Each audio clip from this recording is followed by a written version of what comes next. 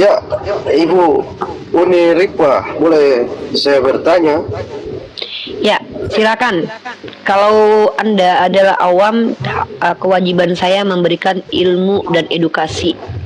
Ya, terkait dengan apa ya? Poligami.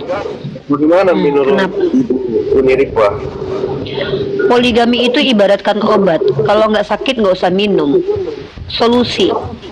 Ya, Sama seperti pintu darurat dalam pesawat kata Ustadz Ustadz apa Habib Habib salah satu Habib di Indonesia, dia menganalogikan seperti itu. Dia ada diizinkan, tapi ya. ketika memang membutuhkan. Kalau nggak membutuhkan ngapain? Nanti overdosis seperti itu. Maksudnya dibutuhkan dalam bagaimana, Ibu? Contoh seperti bagaimana Sarai dan Hagar. Ketika Ya, Sarah mandul, maka kemudian ya, yang melahirkan anak kan yang pertama sekali kan Hagar. Artinya ya, di situ Nabi Ibrahim poligami. ya, Dan Tuhan tidak menghukum karena itu bukan dosa. Begitu juga dengan Daud, kemudian poligami. Begitu juga dengan Yakub, istrinya 4. Lea, Rahel, Bilha, dan Zilpa. Jadi kalau si laki-laki itu adalah orang yang mampu, ya, dan bahkan dia memang membutuhkan poligami, ya tidak masalah, tidak berdosa, karena tidak ada kitab suci manapun yang melarang poligami, termasuk kitab Anda. Perbuatan yang tidak dilarang artinya boleh. kalau di dalam Bible itu, Bu, poligami ketika Yesus turun, dia apa ini? Apa? Tidak membolehkan poligami, dia hanya Tidak ada ayatnya setahu saya. Coba tunjukin ayatnya kalau Yesus pernah larang poligami. Ini menarik ini. mungkin di dalam apa yang Mungkin saya lebih sering baca Bible daripada Anda. Saya ya, tidak menemukan ayat Yesus pernah melarang poligami. 6 tahun saya diskusi lintas agama dalam dunia ini, dalam dunia apologetik ini. Tidak ada satupun ayat, bahkan Anda tahu Martin Luther. Martin Luther pun sudah mengatakan poligami itu tidak ada larangannya dalam Bible. Martin Luther yang bilang loh, pendiri gereja Protestan loh. ada, tapi kalau saya baca, Bu, di dalam Bible itu Silakan tunjukkan ayatnya. yang penting ada, soalnya saya cuma satu HP ini. Tidak ada bro. Anda mau cari sampai kiamat juga nggak ada larang poligami dalam kitab Anda. Ya, Tuhan Anda bahkan mengambilkan istri orang untuk Daud loh. Itu bukti kalau Tuhan Anda melegitimasi poligami. maksudnya itu kan di dalam perjanjian lama kan. Pertama, di perjanjian lama Tuhan Anda mengambilkan istri-istri orang. Yang kedua, Tuhan Anda yang baru datang di abad pertama juga tidak melarang poligami, karena nggak ada Yesus larang poligami. Kalau ada ya tunjukkan aja datanya bro. Ya, kayaknya di dalam perjanjian baru itu, Bu, coba di apa Tidak ada adikku yang ganteng. yang mengatakan bahwa apa menikah hanya sehidup semati seperti itu. Oh ya, Tidak ada. Silakan Anda. Jangan saya tidak menemukan ayat larangan poligami dalam kitab ya. Anda. Kalau ada silakan. Sudah ingat, Bu, katanya tentang bercerai ketika kita menikah. Itu bukan Anda tahu arti Anda ngerti nggak poligami itu apa? Ya, banyak istri.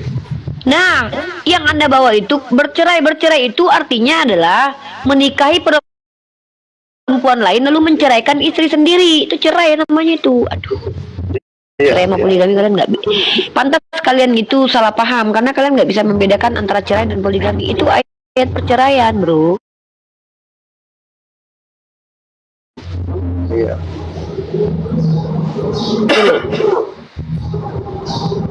Jadi ya, berarti poligami itu kalau orang yang mampu ya Iya dong. berbuat adil begitu. Yap. Apa? Ini Anda lihat nih nih ya. Iya, ya. Ini Anda lihat ya pernyataan Luther ya. Iya. Atau Martin Luther. Iya, tahu. Nah, Anda lihat di situs jurnal kitab WordPress ya, jurnal kitab nih. Iya. Diperbolehkan oleh kitab suci. Pada prinsipnya Luther terkenal menyatakan saya mengaku bahwa saya tidak dapat melarang seorang untuk menikahi. Iya, betul. Nah, Martin Luther itu dalam salah satu surat dan nasihatnya ya, dia mengakui bahwa kitab Bible tidak melarang secara prinsip poligami itu. Ya, dalam sumbernya itu di sini nih, Luther Works volume 54 surat kedua tahun 1543 sampai 1546 halaman 294, surat kepada Philip dari Hesse. Tuh suratnya Luther tuh. Ya. Anda silakan cross check nih, Anda cari nih ya, Anda cari jurnal karya ilmiahnya, bukunya nih. Ya. Tapi ya saya mau bertanya lagi Bu, sebagai perempuan dari poligami itu, bagi seandainya ibu yang mengalami, apakah akan bersedia? Saya lagi cari istri untuk calon suami saya ini nih, lagi sibuk nyari saya nih, karena saya nanti sibuk, saya nanti mau ngambil magister, otomatis ketika saya punya suami nanti suami saya akan banyak saya tinggal. Karena suami saya, ya dong, kalau saya cari suami nggak mungkin saya cari orang sembarangan lah, pasti saya cari orang yang memang mampu menghidupi saya. Nah, saya ya sibuk juga, saya kan wanita yang juga aktif. Saya seorang akademisi, akan meneliti nanti. Saya akan bekerja sama dengan pihak lembaga besar di Indonesia ini untuk meneliti inskripsi lah. Saya kan ninggalin dia nanti kalau saya nikah sama dia nanti. Saya justru lagi nyari poligamian buat ayang nih, buat calon ayang nih. Nah, tapi calon ayangnya entah tahu nih gimana nih, sanggup nggak dia nih? Ya, mudah-mudahan sanggup lah ya. Apakah ibu tidak akan cemburu begitu? Loh, kenapa? Saya kan malah dibantu sama perempuan nanti buat manja-manjain suami. Kalau saya lagi pengen keluar kota, ada istrinya satu lagi. Kan yang menikahkan saya. Saya kan perempuan aktif nih. Saya seorang pendakwah kristologi. Saya akan kemana? Saya punya planning ini, abis saya wisuda nanti ini mau ke Birmingham, mau ke Spain, mau ke Portugal, saya mau ke Maroko, saya mau keliling dunia. Lah saya kalau ada yang nikahi, kasihan dia nanti saya tinggal. Makanya nanti saya harus ada satu lagi nih pendamping saya, supaya saya berlaku adil kepada suami saya. Alhamdulillah dapat green light. Iya, keren kan? Alhamdulillah, syukur. Ini baru istri yang sakinah mawaddah warahmah. Iya. Itu John. Saya carikan, kamu tahu nggak? Syarat jadi adik saya itu harus lebih cantik dari saya, lebih muda dari saya. Tahu kamu itu? Saya carikan yang terbaik buat orang yang mampu mengimami saya, nggak main-main ya. Kalau Unirifa ini justru dia yang nyariin, gitu Unirifa ya. Kalau kamu tanya saya. Tapi laki-laki yang mana dulu yang menikahi saya? Kan laki-laki yang mampu. Kalau nggak mampu mundur gitu kan. Kalau mampu menafkahi saya dan menafkahi adik saya nanti harus ya, harus mampu. Kalau nggak mampu jangan. Gitu. Kalau Dika janganlah, Dika nggak mampu. Satu istri aja kayaknya Dika nggak mampu nih. Kalau dilihat dari wajahnya kayaknya nggak mampu. Betul. Janganlah. Itu hanya untuk laki-laki betul-betul laki-laki yang berguna buat peradaban, bukan laki-laki kemayu. Aduh, enggak banget kami umat Islam. Laki-laki yang kata kasarnya yang kaya lah begitu. Boleh juga dikatakan begitu, tapi sebenarnya bukan uang prioritas sih, tapi kemampuan dia dalam menghandle istri-istrinya. Ya. Iya. Dia mampu menghandle istri-istrinya, ya. Kalau finansial itu udah pasti. Masa dia nggak mau kasih makan istri-istrinya? Mau kasih makan apa? Makan tepung kan nggak mungkin, ya kan? Lagi pula kalau istri-istri kayak saya ini makannya apa sih? Nggak ada satu bakul nasi lah, ya. Tapi pastinya laki-laki yang bertanggung jawab. Jadi kalau ditanya Unrifa mau dipoligami, mau kalau laki-lakinya tepat. Kalau laki-lakinya kayak si Tengel di bawah ini mau poligami, jangankan poligami, jempol gua aja nggak layak dinikahinya. Ya, sendal gua aja nggak layak dinikahinya. Ya, nih kayak Tengel ini nih. Ada nih Kristen di bawah nih namanya Yani Tengel. Jangankan poligami dia, ya sendalku aja dilamarnya nggak ku izinin sendal jepitku buat jadi bininya. Serius. Gitu ya. Jadi begitu deh.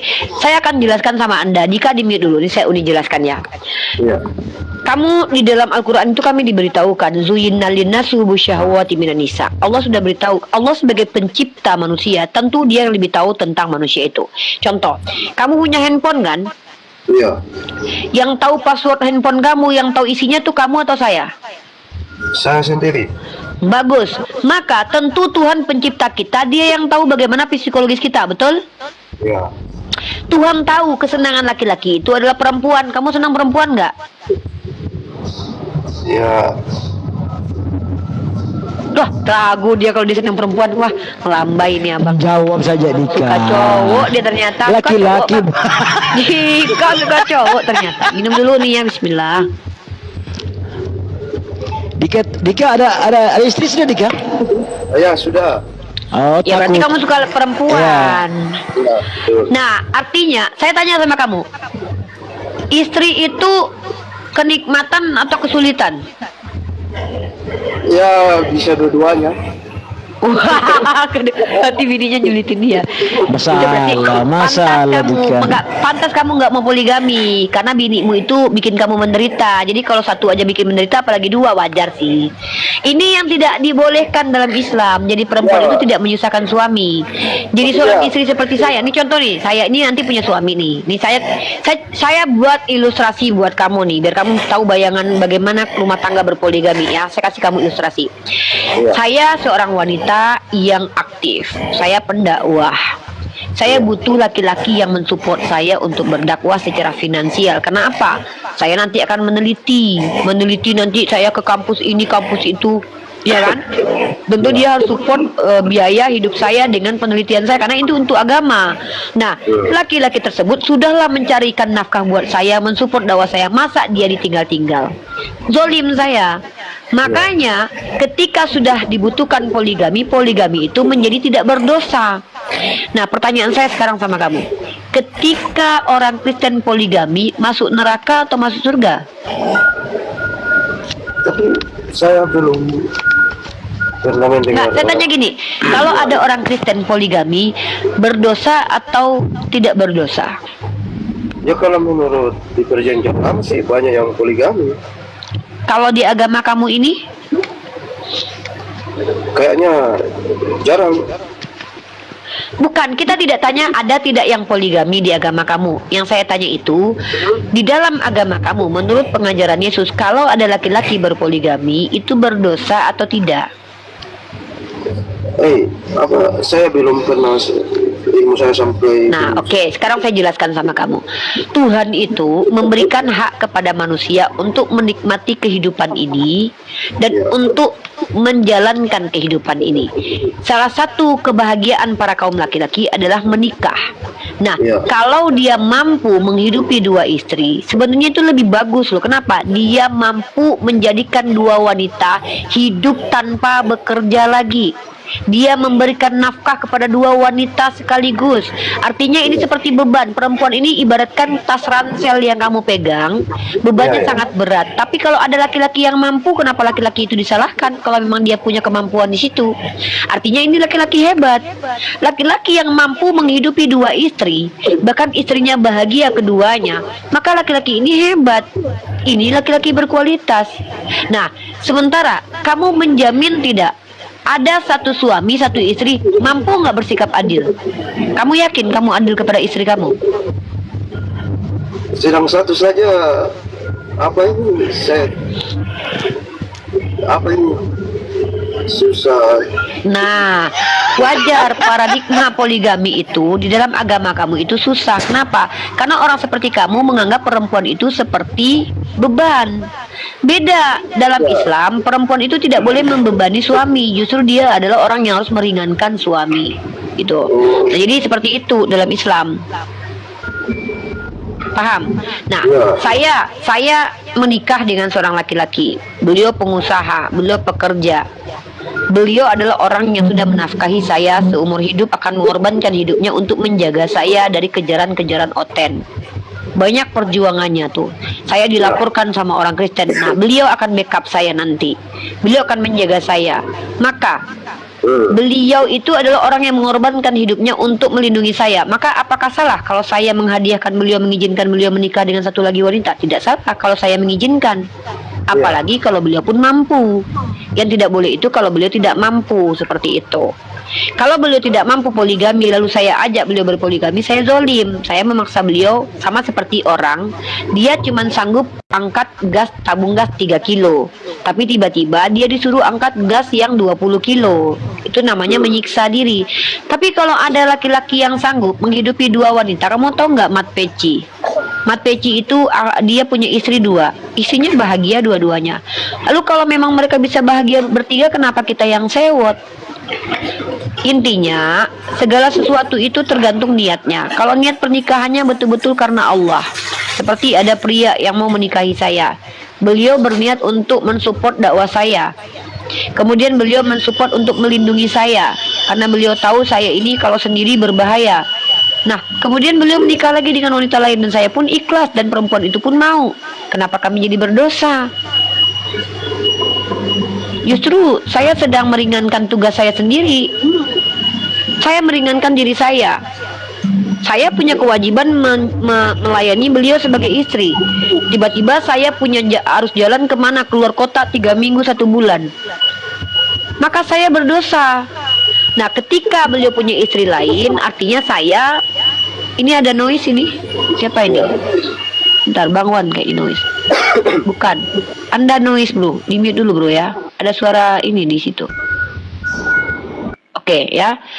Jadi kenapa kalian umat Kristen yang laki-lakinya saya tidak mau poligami? Karena kalian punya istri yang membebani hidup kalian. Kenapa laki-laki saya tidak mau poligami? Karena kalian punya suami yang tak mampu bertanggung jawab kepada kalian. Kalian mengukur laki-laki muslim itu sama seperti laki-laki Kristen dan perempuan Kristen. Di Islam itu laki-laki diwajibkan jadi laki-laki. Laki-laki di Islam itu wajib dia kuat secara fisik, kuat secara mental, kuat secara finansial. Laki-laki seperti ini yang disebut sebagai laki-laki yang berguna dalam Islam. Kenapa? Karena laki-laki itu kodratnya melindungi banyak orang. Ibunya, adiknya, kakaknya, perempuan, anaknya perempuan, istri-istrinya. Maka laki-laki seperti inilah laki-laki yang berguna buat peradaban, melindungi banyak orang. Gitu.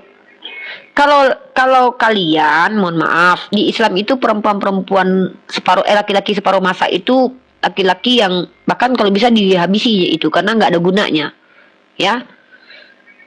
Kami diwajibkan laki-laki itu harus menjadi laki-laki 100% laki-laki, seperti itu. Beda dengan paradigma Anda. Wajar Anda, aduh nggak bisa saya poligami karena Anda nggak mampu. Kalau Anda tidak mampu, Anda jangan poligami. Poligami itu untuk orang yang mampu. Dan tidak ada kitab suci Anda menuliskan poligami itu perbuatan maksiat. Karena poligami itu hal yang sah dalam kitab Anda dan di kitab saya. Tidak ada. Silakan Anda nanti cari, baca kitab Anda dari perjanjian baru itu, baca semuanya, tunjukkan kepada saya kalau memang ada dalil tertulis larangan poligami menurut Yesus. Ya, tapi setahu saya sudah baca kitab Anda tidak ada. Seperti itu, my bro. Bahkan nenek moyang Tuhan Anda rata-rata poligami. Yakub poligami, Daud poligami, Solomon poligami, Abraham poligami. Apakah Tuhan hukum mereka karena poligami? Tidak ada dalil yang menghukum mereka karena poligami. Mereka dihukum justru karena ngambil bini orang seperti Daud, ya, bukan karena poligami. Seperti itu. Ya, ada lagi. Kamu ibarat laki-laki muslim itu ibaratkan raja. laki-laki yang memiliki kekuasaan dan kekuatan dalam mengayomi dan melindungi apa yang menjadi tanggung jawabnya. Salah satunya adalah istri, anak, adik, ibunya. Perempuan di sekeliling laki-laki itu dia yang wajib jaga. Laki-laki muslim itu punya kewajiban dan tanggung jawab, dibebankan kepada dia tanggung jawab untuk menjaga istri, anak, ibunya. Sejatinya mereka itu memang harus dijadikan sebagai manusia yang melindungi orang-orang lemah, wanita-wanita lemah. Seperti saya ini, ya, dilaporkan ke kantor polisi sama Oten, dikejar-kejar mau dihabisi nyawanya sama Oten. Kalau suami saya tidak mampu mentalnya, finansialnya, dan juga fisiknya melindungi saya, hancur saya. Gitu. Karena laki-laki yang punya value akan bersama dengan perempuan yang punya value juga, bro. Value itu bukan cuma omon-omon, value itu dibuktikan. Perempuan bervalue adalah perempuan yang tidak hanya mengejar duniawi. Laki-laki bervalue adalah laki-laki yang bisa membuktikan bahwa duniawi ini akan dia berikan kepada orang yang dia cintai. Itu kami. Jangan kok kayak Tante Mika ini separuh masa, laki bukan, perempuan bukan, nggak jelas ini. Gitu, Dika ya. Oke Dika, pertanyaan selanjutnya adekku.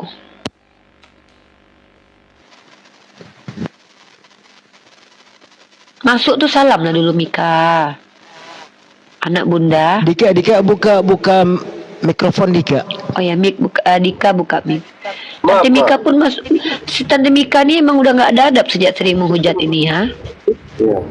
Jadi apakah adil laki-laki berpoligami, perempuan apa tidak?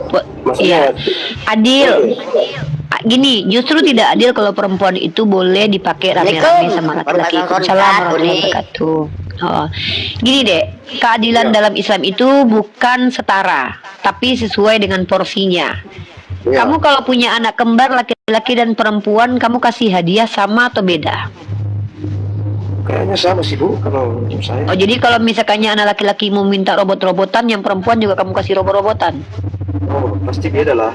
Ah, itu. Jadi adil itu bukan sama ya, tapi sesuai dengan porsinya. Iya, Kalau kamu punya laki-laki anak yang satu SMA, yang satu Iya. SD, kalau yang SMA kamu belikan motor, yang SD, yang TK juga kamu belikan motor kah? Maksudnya kita berbicara yang sama misalnya SMA. Iya, saya sedang menganalogikan keadilan itu tidak setara, tidak sama. Oh, Tapi iya, keadilan iya. itu sesuai porsinya. Laki-laki porsinya secara natural diizinkan untuk menikahi banyak perempuan. Itu Iya, natural. Kenapa Iya. tidak merusak nasab? Keturunannya tidak rusak. Tapi kalau perempuan, misal saya, mari kita Iya. bayangkan saya punya suami 2. Iya. Saya tidur dengan si A, kemudian tidur Iya. lagi dengan si B.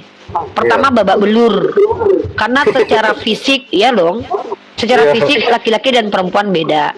Kedua, nasabnya nanti rusak. Nanti saya bilang ini anaknya si A, anak si B. Kalau sekarang boleh lah ada tes DNA. Kalau dulu nggak ada tes DNA. Agama itu relevannya tuh sepanjang masa harusnya. Iya. Baik untuk sepanjang masa. Nah, makanya tidak layak perempuan itu dipakai rame-rame atau di poliandri, itu nggak layak, nggak patut Iya. dan nggak pantas. Justru itu sebuah kehinaan. Di Islam begitu. Maka keadilan Tuhan itu bukan setara, karena perempuan dan laki tetap beda. Kita tidak setara. Kita tidak setara secara natur, tapi kita setara dalam hak. Di dalam Al-Quran, perempuan itu setara dalam hak dicintai oleh Allah. Tapi dalam natur kita tidak bisa setara, karena pada faktanya laki-laki bukan perempuan, perempuan bukan laki-laki. Menurut kamu adil tidak kalau laki-laki dan perempuan tarung di MMA? Tidak. Good. Ya, artinya kamu sudah menangkap poin saya bahwa keadilan itu bukan sama, tetapi sesuai dengan porsinya. Nah, jadi kalau laki-laki dan perempuan tidak bisa tarung di MMA, artinya laki-laki tidak mungkin jadi perempuan, perempuan tidak mungkin jadi laki-laki. Jadi, tidak mungkin perempuan itu diizinkan poliandri, karena tidak pantas, tidak patut, tidak layak, dan itu justru merugikan si perempuan itu sendiri. Merugikannya. Oh iya. Silakan, Ya. apalagi yang mau ditanyakan? Mungkin saya Kalau bisa. saya boleh bertanya balik satu pertanyaan, boleh nggak? Ya bisa Ibu. Oke. Apa alasan kamu tetap jadi Kristen? Ya, pertama karena memang saya terlahir Kristen ya. Kedua? Kedua, ketika seringnya setiap manusia pasti sering mengalami kesulitan, dan ketika misalnya saya nih, saya mengalami kesulitan, saya bergumul menurut agama saya, dan akhirnya bisa lepas dari kesulitan itu. Jadi kamu bukan Kristen ini karena kamu mempelajari Bible ya? Bukan, memang saya terlahir dari Kristen. Oke, nggak apa-apa. Ya, artinya kamu beda ya. Kalau Uniriva ditanya kenapa Uniriva masih tetap jadi Islam, maka saya akan menjawab, selain saya terlahir sebagai Islam, saya membuktikan kebenaran Islam dengan belajar, dengan fakta-fakta yang ada. Bahwa Islam sepanjang peradaban justru adalah agama yang membangun peradaban menjadi jauh lebih baik. Karena Islam itu adalah satu-satunya agama yang mewajibkan pengikutnya untuk belajar. Dan juga Islam adalah satu-satunya agama yang mencoba menghentikan perbudakan pelan-pelan dengan memberikan aturan untuk memerdekakan budak. Di Kristen tidak ada itu. Di dalam Islam juga poligami itu sebelum Islam muncul bahkan tidak terbatas. Islam justru membatasi jumlah istri. Dulu sahabat Rasulullah istrinya lebih dari 4. Bahkan disuruh ceraikan sisanya, pilih mana yang 4, lainnya sisakan, diceraikan. Artinya Islam itu hadir saat peradaban itu sudah rusak, di mana perbudakan merajalela, laki-laki menikahi perempuan sesuka hatinya. Maka Islam hadir untuk membatasi, bukan melanjutkan yang sudah rusak, tapi memperbaiki yang rusak. Dulu tidak ada aturan menikah umur berapa. Yahudi itu boleh menikahi anak umur 3 tahun. Islam memberikan aturan, nikahilah perempuan itu di usia balik. Balik itu telah sampai dewasa, dengan ciri-ciri datangnya menstruasi. Di agama Anda tidak ada aturan begitu. Nah, kalau dikatakan sistem agama yang teratur dan mengatur kehidupan bersosial manusia dari bangun tidur sampai tidur lagi sampai mati, itu Islam lah dia. Kalau Kristen itu setahu saya tidak ada aturan. Yang panjang, yang paling banyak aturan itu di Taurat, di kitabnya di kitabnya orang Yahudi, kitab yang diklaim sebagai Taurat. Umat Kristen justru nggak ada aturan sama sekali, saya lihat. Dan aturan-aturan di perjanjian lama hampir sama dengan Islamnya, saya rasa ya. Beda jauh. Aturan dalam perjanjian lama itu aturan yang tidak relevan kalau diterapkan zaman sekarang. Kenapa? Berlebihan. Seperti perempuan kalau datang bulan, apa yang dipegang itu menjadi najis, karena perempuan itu jadi najis. Di Islam enggak, Rasulullah mengajarkan apabila istrinya datang bulan masih boleh disentuh, bahkan dicium pun masih boleh. Di dalam agamanya Yahudi, perempuan yang tidak perawan di malam pertama itu disuruh rajam sampai mati.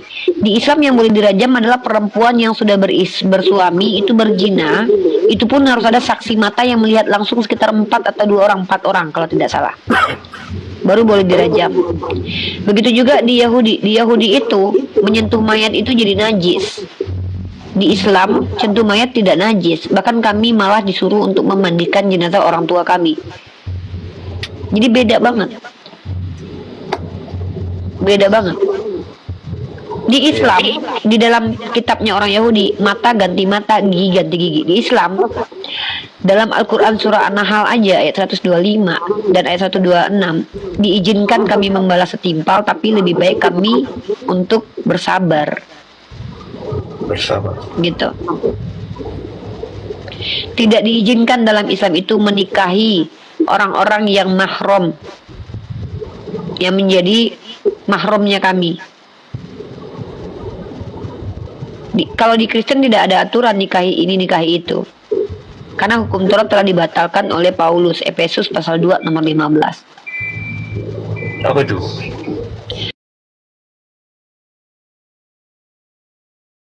Mungkin sampai kalau tentang pernikahan kembali ke ini ya,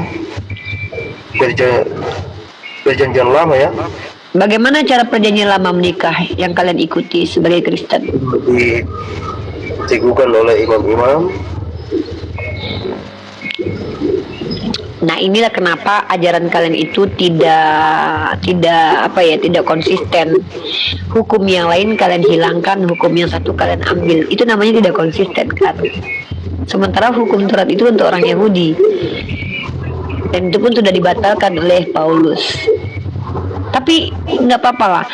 Saya pengen kamu belajar kitabmu. Gimana kalau kamu tes untuk baca kitabmu mulai dari nanti besok atau kapanpun, kamu buka pelan-pelan kitabmu dari Kejadian sampai kitab Wahyu, kamu pelajari satu demi satu. Coba kamu lihat dalam kitab kamu itu apa isinya. Iya, waktu saya sudah membaca di perjanjian lama,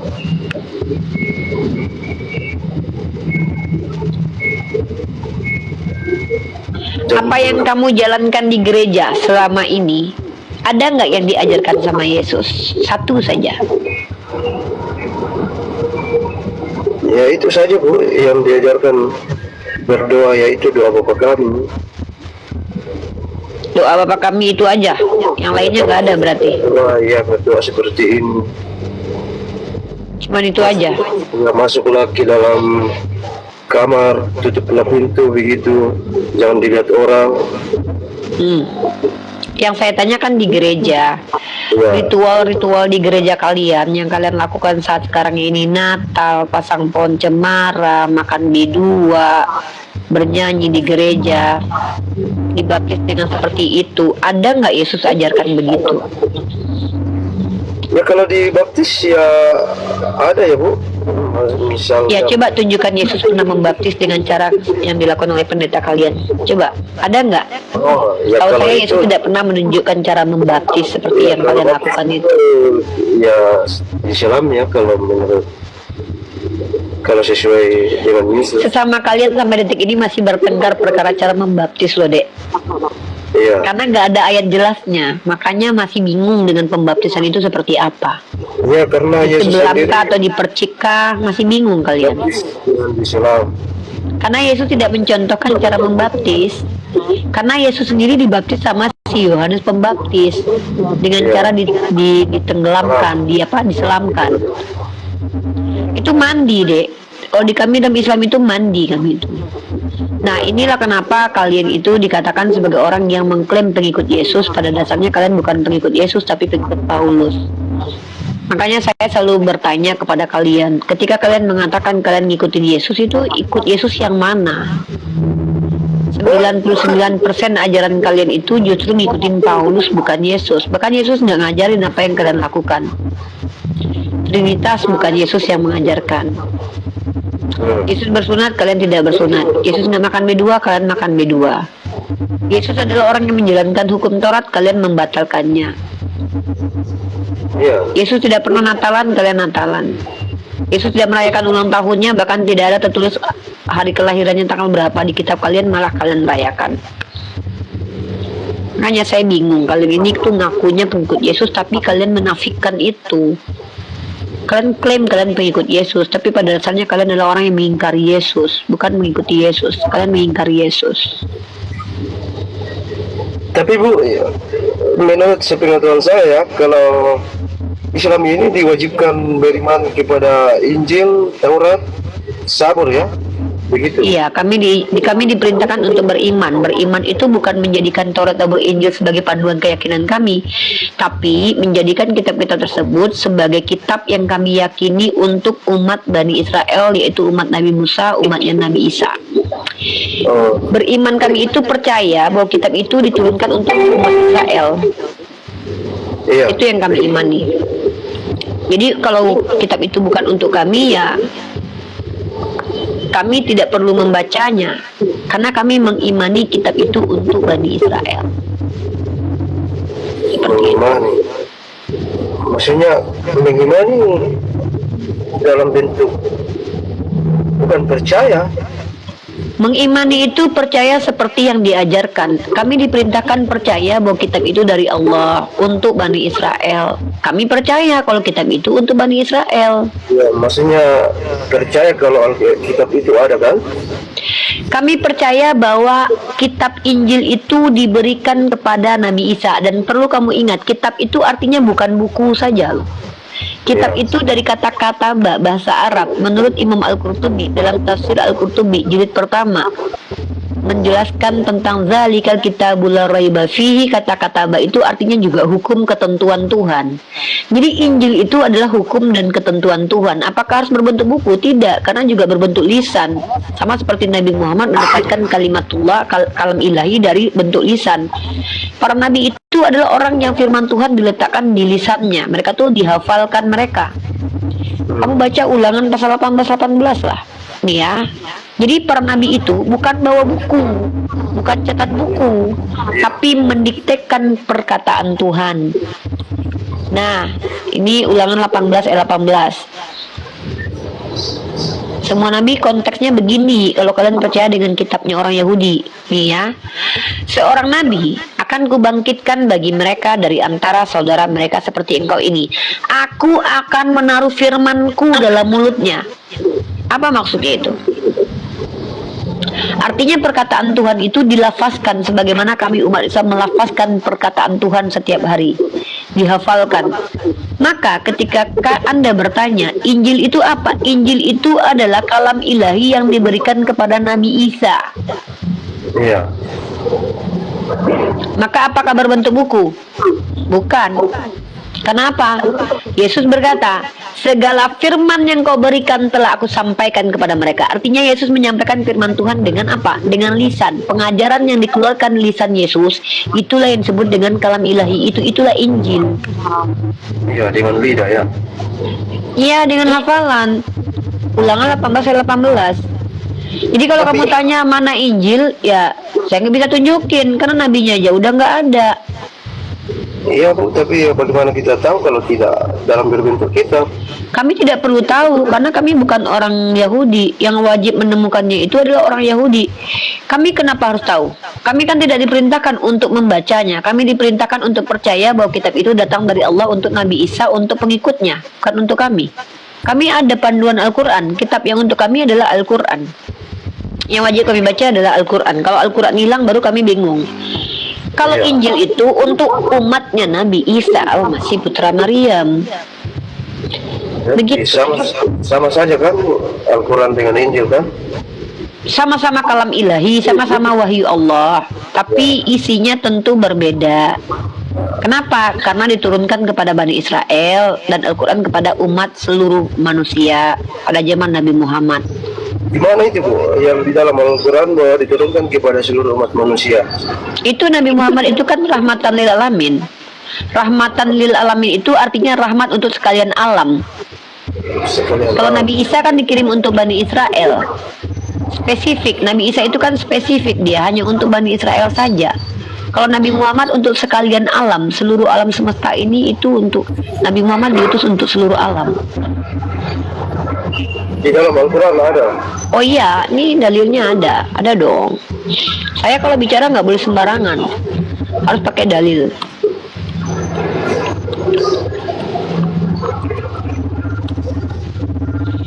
Saya minta dalil sama kamu, masa saya bicara nggak pakai dalil? Munafik saya kalau begitu. Nih, dalam Quran surah Al-Anbiya ayat 107, dan tidaklah kami mengutus engkau Muhammad melainkan untuk menjadi rahmat bagi seluruh alam. Wa ma arsalnaka illa rahmatan lil alamin, bahasa Arabnya. Quran surah Al-Anbiya ayat 107, Quran ke-21, surah ke-21. Kalau Isa hanya untuk Bani Israel, makanya dia selalu berkata ya Bani Israel. Nah kalau Al-Quran itu selalu berkata apa? Ya ayuhan nas. Seperti itu. Oh iya, saudaraku.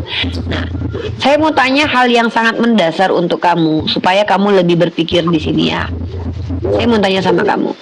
Ya. Menurut kamu, Yesus itu layak tidak dikatakan Tuhan?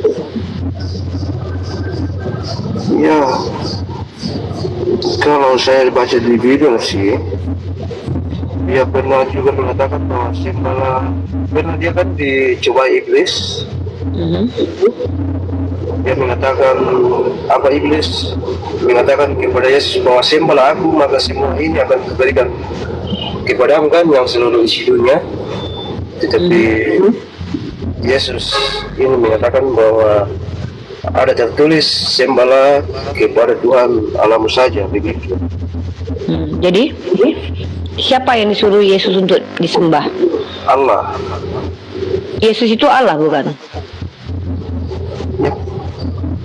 Kalau menurut ajaran kami ya, Yesus itu adalah Allah sendiri. Yang ngajarin kamu bahwa Yesus adalah Allah sendiri itu siapa? Pendeta. Ya. Iya. Yesus ngajarin nggak? Ya.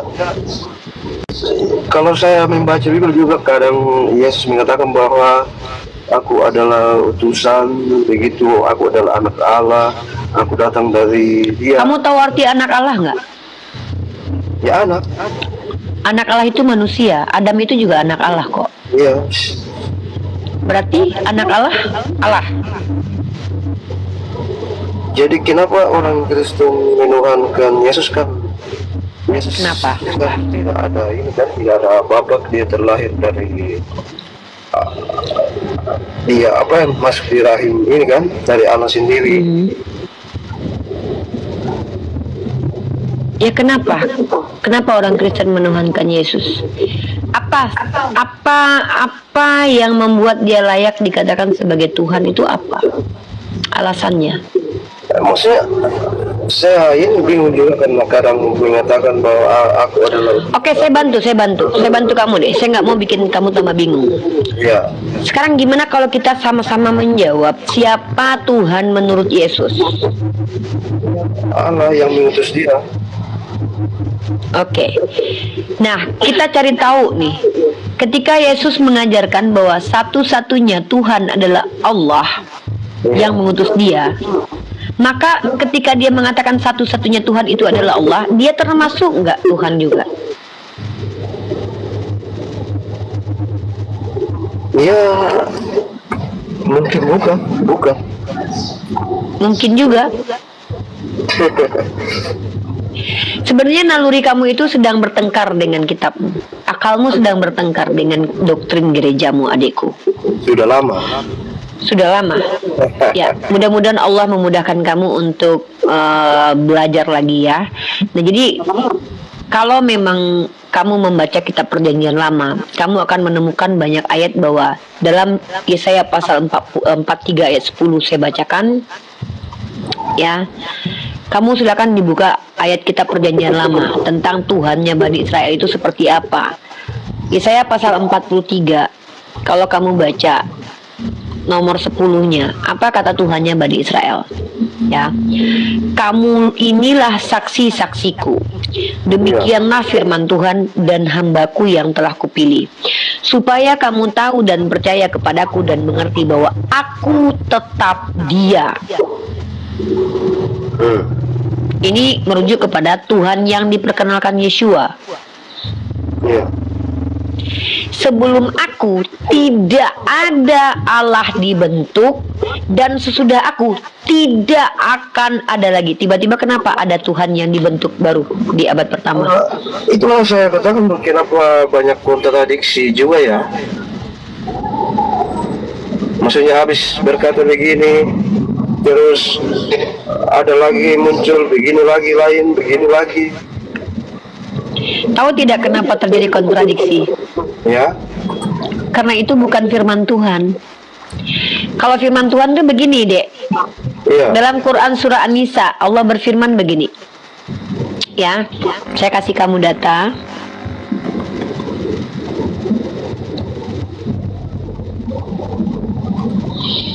Quran surah An-Nisa ayat ke-82. Saya bacakan buat Anda. Ya.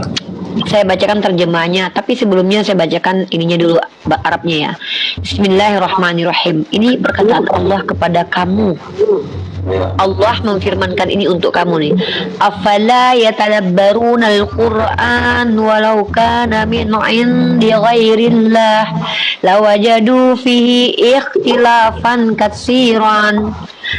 Lawajadu fihi ikhtilafan katsiran. Kata Allah gini nih, saya ulangi nih.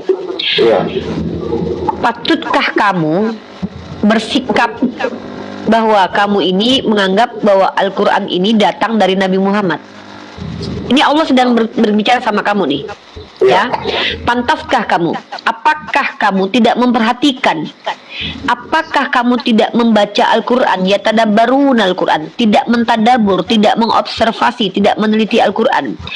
Walau kana min indi ghairillah, karena seandainya min indi ghairillah, kalau Al-Quran ini bukan datang dari sisi Allah, maka tentulah banyak kontradiksi di dalamnya. Ini Tuhan saya lagi ngomong nih, Tuhan kita lagi ngomong nih sama kamu nih. Dika, apakah kamu tidak memperhatikan Al-Quran, Dika? Kalau Al-Quran ini bukan dari sisi Allah, tentu banyak kontradiksi seperti yang kamu bilang tadi Ya, di kitab kamu tadi.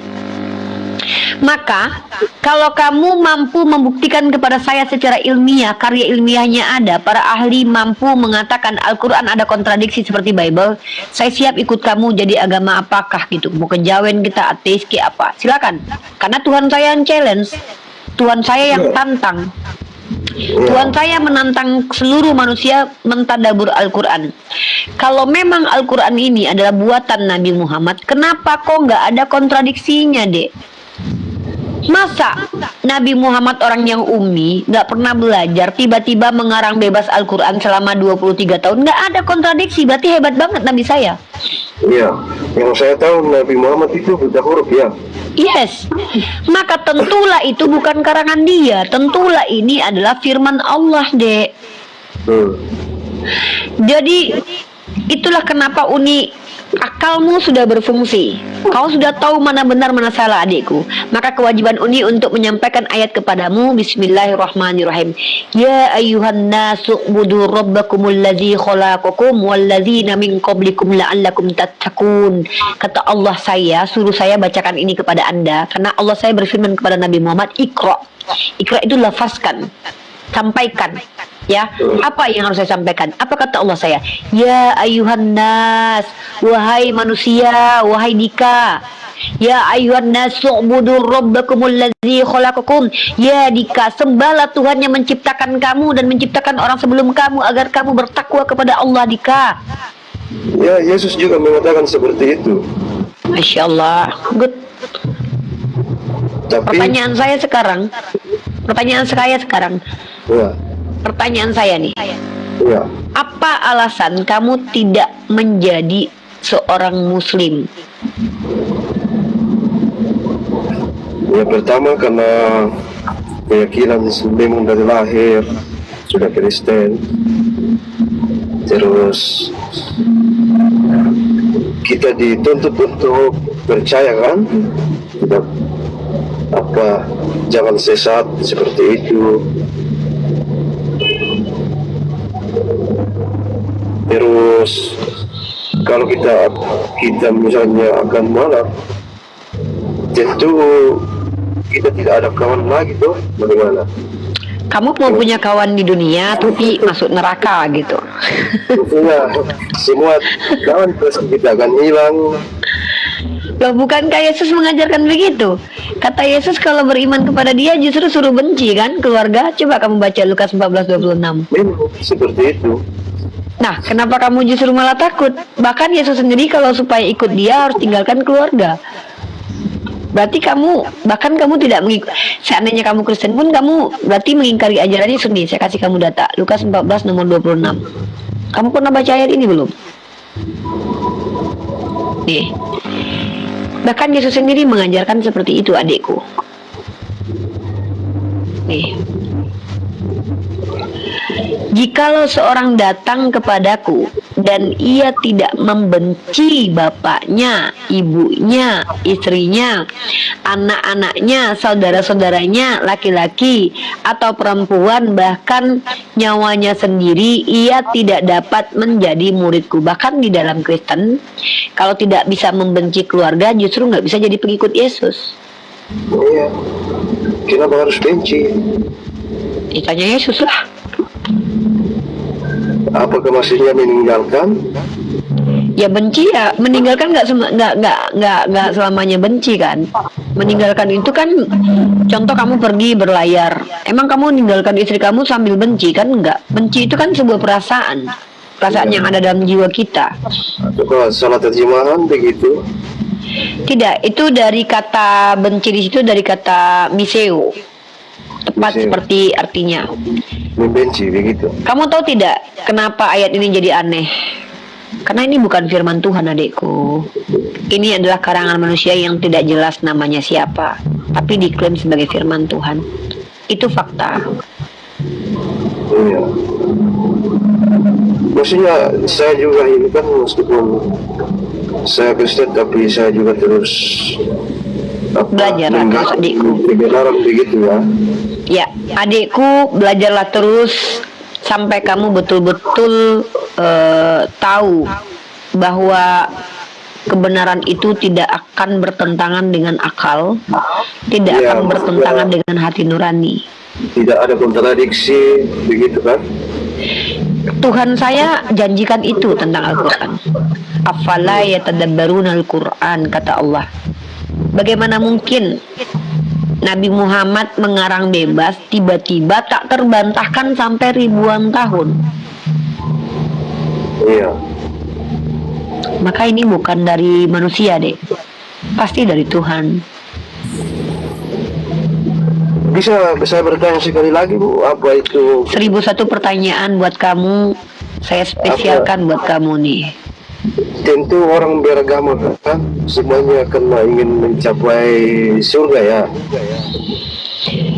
Semua orang beragama itu pasti ingin bertemu dengan Allah. Kami, saya, semua orang Islam itu tujuannya beragama, tujuannya menjalankan agama itu ingin berjumpa dengan Allah. Iya. Terus di surga Islam itu sendiri bagaimana Bu? Di surga Islam itu Allah menjanjikan kenikmatan yang belum pernah terlihat oleh mata, didengarkan oleh telinga. Ya. Dan kenikmatannya itu sesuai natur. Nah, bayangkan nanti kamu Iya. di dunia ini kamu menikmati pernikahan dengan istrimu yang cantik. Kamu Iya. berhubungan seksual dengan dia, kamu tahu rasanya enak gimana, kamu makan makanan yang enak, kamu makan es krim, makan durian. Ya, saya nggak bilang babi ya, karena bagi kami itu nggak enak ya, karena saya nggak pernah makan. Terus kamu menikmati makan makanan yang selama ini enak, tiba-tiba kamu direnggut semua itu dari hidupmu, dan kamu hidup di tempat yang tidak menikmati apa-apa dan kekal selama-lamanya. Maaf dek, saya lebih baik nggak masuk surga kamu deh daripada mati bosan di surgamu. Di surganya Islam, apa yang kita nikmati? Ini contoh ya, saya dengan suami saya nanti, saya disibukkan dengan dunia saya, beliau juga disibukkan dengan dunia beliau. Waktu kami sedikit untuk berkasih sayang, tapi kami harus berjuang. Beliau harus membesarkan bisnisnya, saya harus berdakwah terus. Maka saya dan beliau ada waktu jeda kami untuk berkasih sayang. Nanti di surga kami full bertemu dengan orang yang kami cintai, berjumpa dengan anak-anak kami. Dan kami akan bertemu dengan orang-orang yang kami cintai dan yang mencintai kami juga. Bahkan kami diberikan makanan yang memang makanan yang kami nikmati, yang pernah kami nikmati, tapi rasanya tentu berbeda dengan yang ada di dunia, karena tentu lebih kualitasnya lebih daripada itu. Jadi kalau ditanya nanti di surga seperti apa, kamu tahu manusia ini makhluk sosial kan?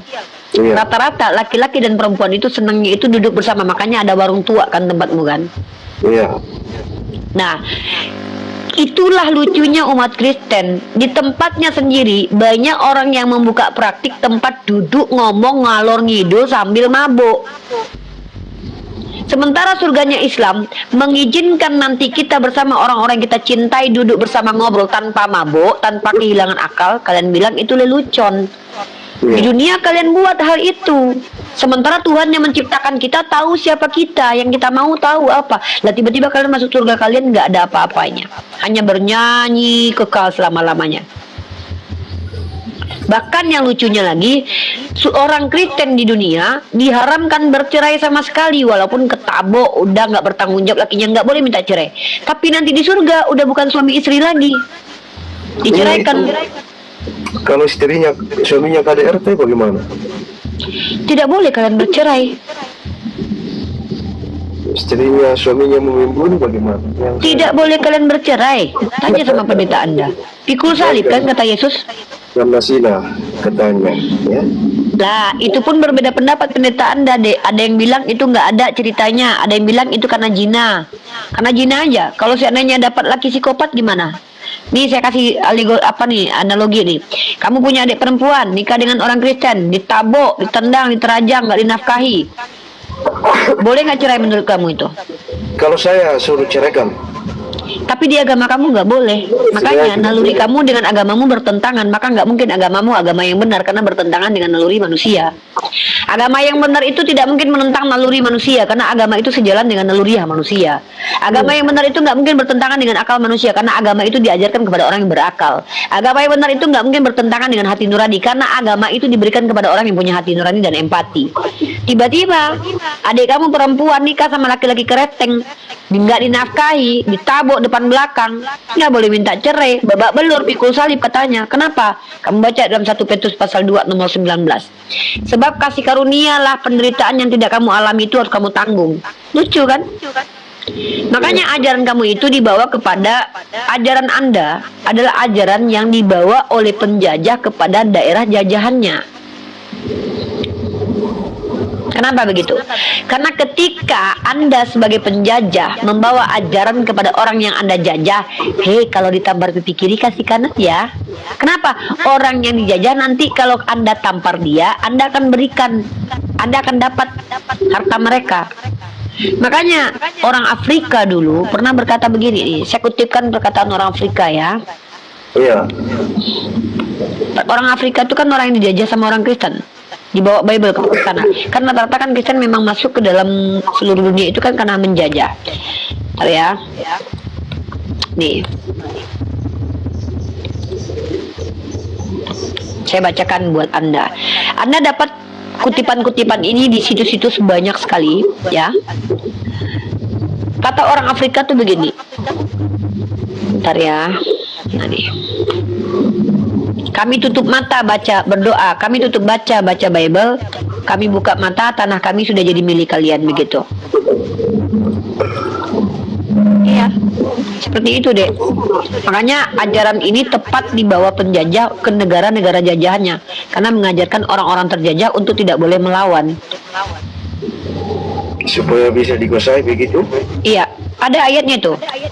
Kamu baca 1 Petrus pasal 2 nomor 18. Dalilnya saya akan tunjukkan. Hamba-hamba patuhlah kepada majikan walaupun majikan itu bengis. Ya. Nih. Kami tutup mata, mereka kasih kami Alkitab. Ketika kami buka mata, tanah kami sudah diambil. Tuh. Di mana? Ini kutipan-kutipan yang beredar. Saya ambilkan situsnya ya. Bentar. When the missionaries come to Africa, they had the Bible and we had the land. They said, let us pray. Mari kita berdoa. We close our eyes. When we open them, we had the Bible and they had the land. Kami tutup mata kami berdoa. Kami dapat Bible, mereka dapat tanah kami. Nih ya, saya ambilkan kutipannya. Nih. Sumber akademiknya dari Jomo Kenyatta, Facing Mount Kenya, tahun 1938.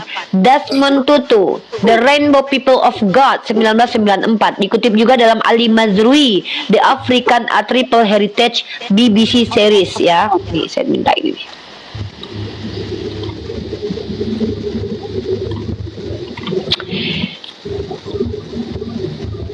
Oh ya, tentunya itu sumber dari Afrika ya.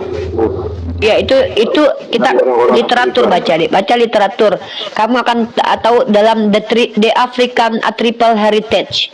Di situ ada kutipan-kutipan orang Afrika terkait tentang pernyataan mereka. The African Triple Heritage ini dia. Iya. Ya. Dari Ravensbourne University London, The African Triple Heritage BBC. Ya, ini kamu bisa cross check di sini.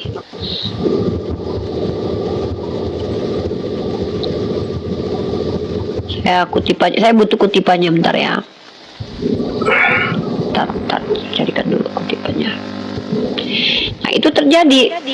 Makanya agama Anda itu agama yang tepat di bawah penjajah kepada negara jajahannya, karena mengajarkan untuk budak-budak itu supaya patuh. Dalilnya ada. Nah, begitu adindaku. Apa yang saya sampaikan ini bukanlah fitnah. Dan Anda tahu tidak, sepanjang sejarah, Saya tahu itu. kalau Kristen itu agama yang benar, maka kenapa Kristen paling banyak menghancurkan sejarah peradaban manusia? Kamu tahu 500 tahun inkuisisi terjadi. 400 tahun perburuan penyihir, perempuan dibakar hidup-hidup karena dituduh penyihir oleh umat Kristen. Asimilasi paksa di Kanada, Filipina, dan Afrika. Pemaksaan kehendak. Genosida kaum pribumi aborigin di Australia. Suku Indian di Kanada. Siapa yang menghabisi mereka? Kristen. Apakah ada orang Islam ketika masuk ke Indonesia orang Hindu punah? Orang Buddha punah? Tidak. Hindu masih ada. Karena Islam masuk bukan dengan menjajah, tapi dengan apa? Dengan berdagang dan menikah dan berakhlak.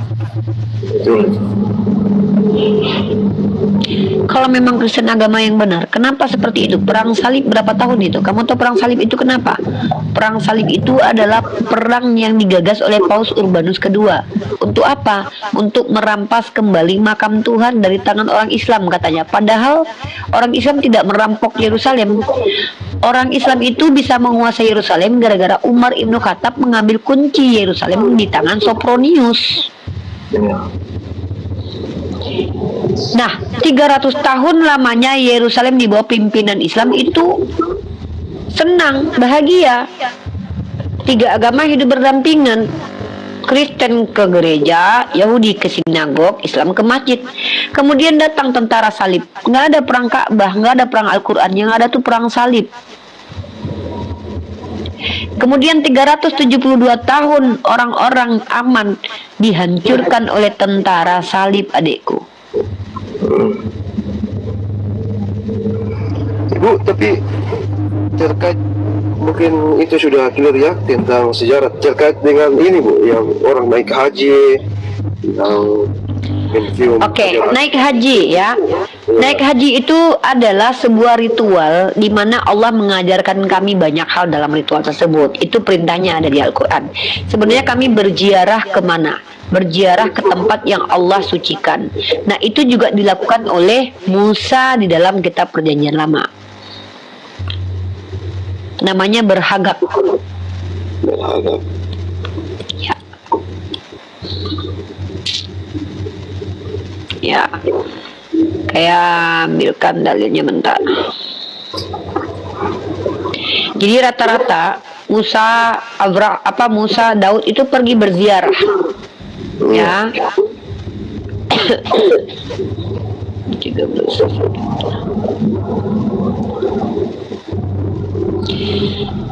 Dan itu pun tidak wajib bagi yang mampu. Tapi kenapa ya Bu harus desak-desakan begitu ya? Sebenarnya kalau kita bicara desak-desakan, tidak pasti harus desak-desakan. Kan kamu bayangkan umur saya 38 tahun. Masa sepanjang hidup saya tidak bisa ke Mekah itu sengaja untuk desak-desakan? Tidak, karena saking banyaknya orang ke sana. Ada orang yang berulang-ulang ke sana, dari seluruh dunia orang ke sana, makanya terlihat desak-desakan. Tapi saya dalam Islam, saya sendiri nih, kalau saya sempat naik haji, saya tidak akan mau melakukan ritual yang merugikan diri saya sendiri gitu loh.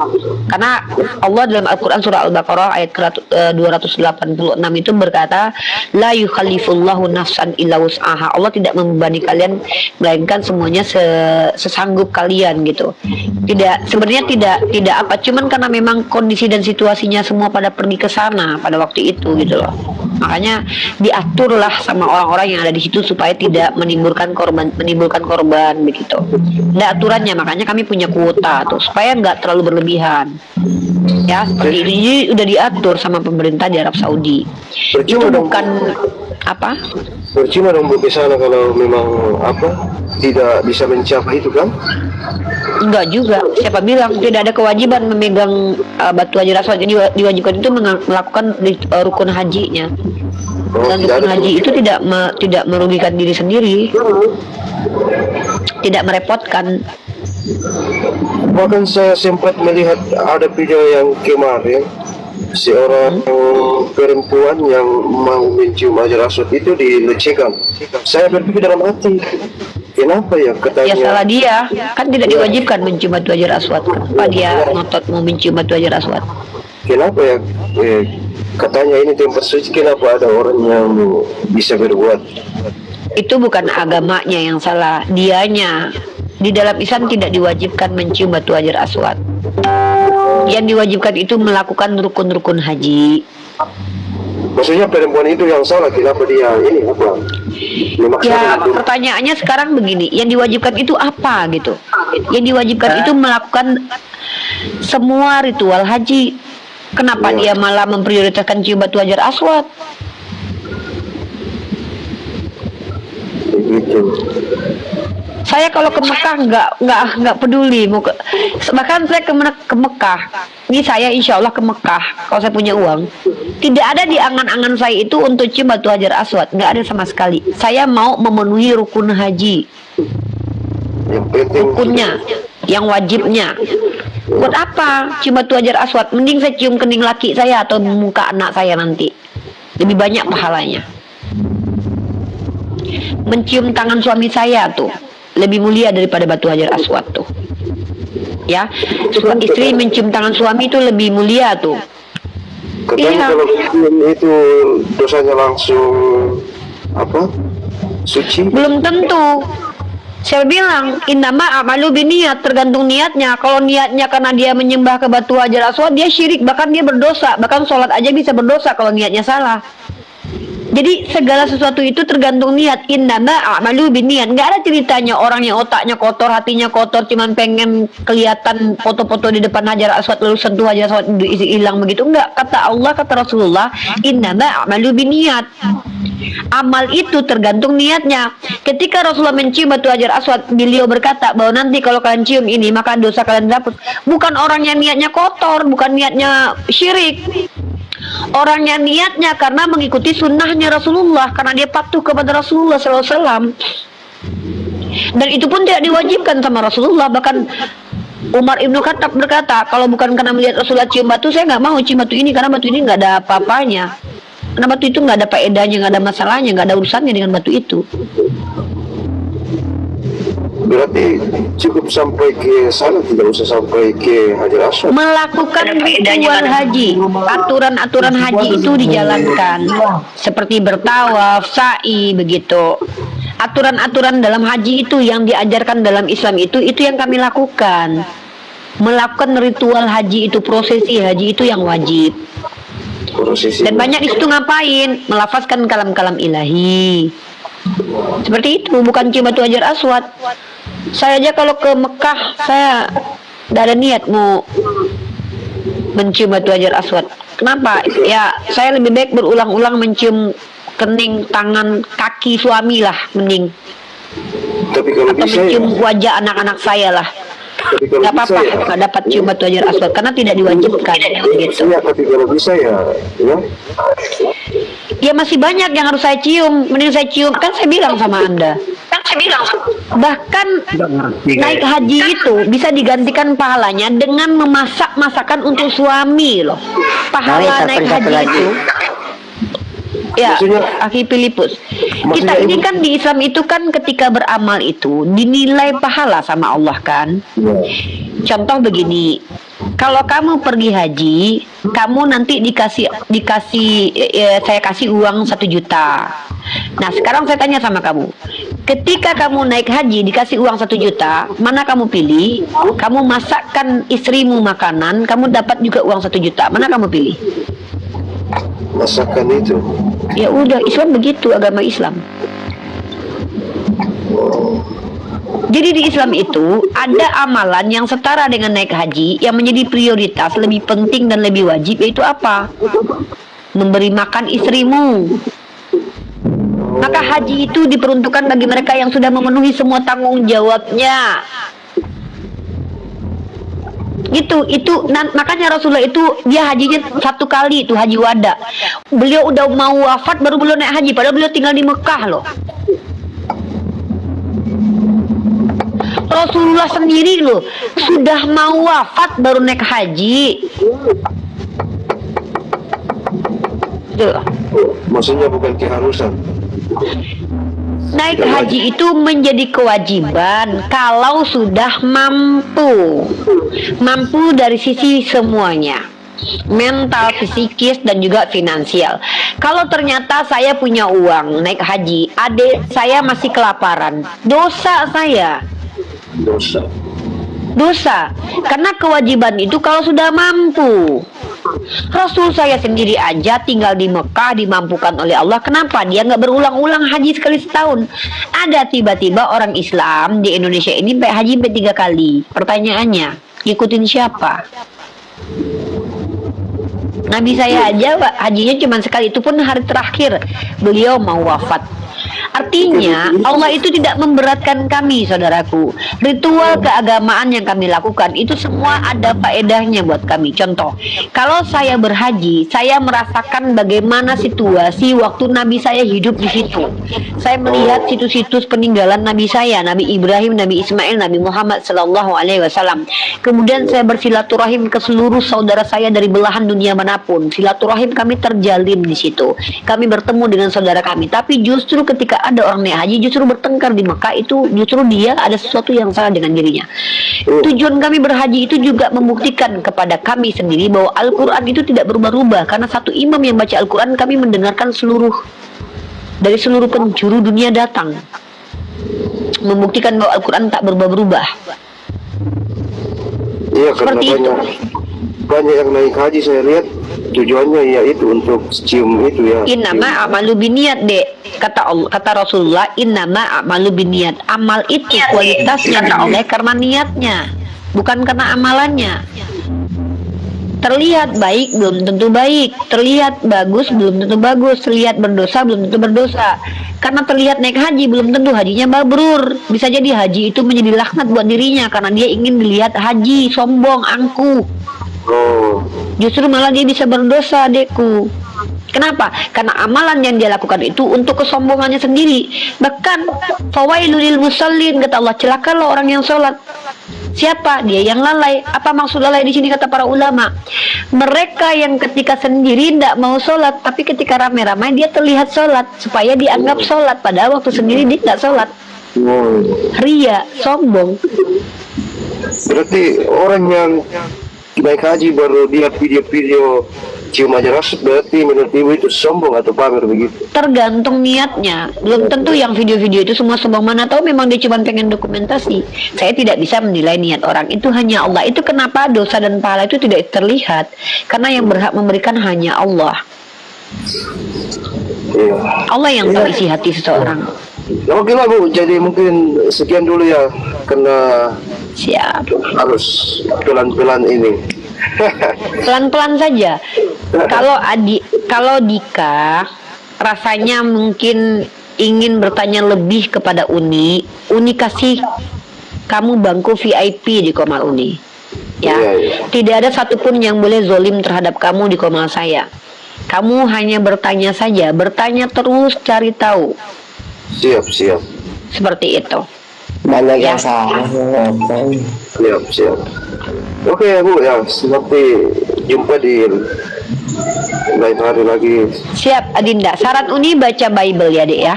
Kamu Siap, baca siap. Bible, kamu cari tahu ayat dari kitab Kejadian sampai Wahyu. Kamu baca itu betul-betul, nanti kita diskusikan bersama, oke? Siap, siap.